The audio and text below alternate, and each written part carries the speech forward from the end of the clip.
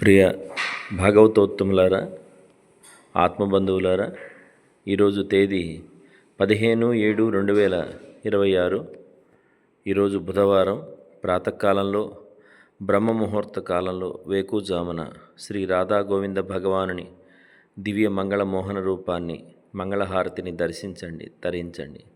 ఎవరైతే బ్రహ్మముహూర్త కాలంలో వేకుజామున భగవంతుని యొక్క మంగళహారతిని దర్శిస్తారో, భగవంతుని యొక్క దివ్యమోహన రూపాన్ని దర్శిస్తారు, వారి అమంగళాలన్నీ తొలగిపోతాయని, సమస్త ప్రారబ్ధ కర్మలని నశిస్తాయని మహాత్ములు మనకి చెబుతారు.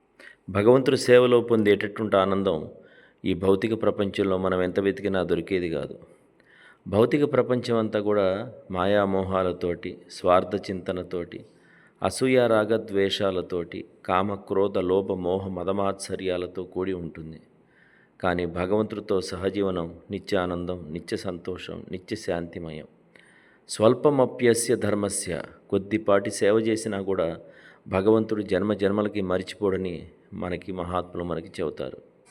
కాబట్టి అటువంటి భగవంతుడి సేవా మార్గంలో ప్రయాణించాలని, భగవంతుని ఆశ్రయించినటువంటి భక్తులకి ఎప్పటికీ కూడా ఇబ్బంది అనేది ఎప్పటికీ ఉండదు. నమే భక్త ప్రణశ్యతి, నా భక్తుడు ఎప్పటికీ కూడా నశించడని పరమాత్మ చెప్తున్నాడు. భగవంతుడు భక్తవత్సలుడు, భక్తవశుడు, భక్త పరాధీనుడు అని మనకి శాస్త్రం చెప్తుంది. అటువంటి భగవంతుని ఆశ్రయించండి, తరించండి, భగవంతుని నామాన్ని జపించండి, శ్రీకృష్ణ లీలామృతమైన భాగవతాన్ని శ్రవణం చేస్తారని ప్రార్థన చేస్తూ, జై శ్రీ మధురానాథ్ దాస్ బాబాజీ మహారాజుకి, అనంతకోటి వైష్ణవ భక్త బృందకి, హరినామ సంకీర్తనకి, తులసి మహారాణికి, గోమాతాకి జై జై శ్రీ రాధే.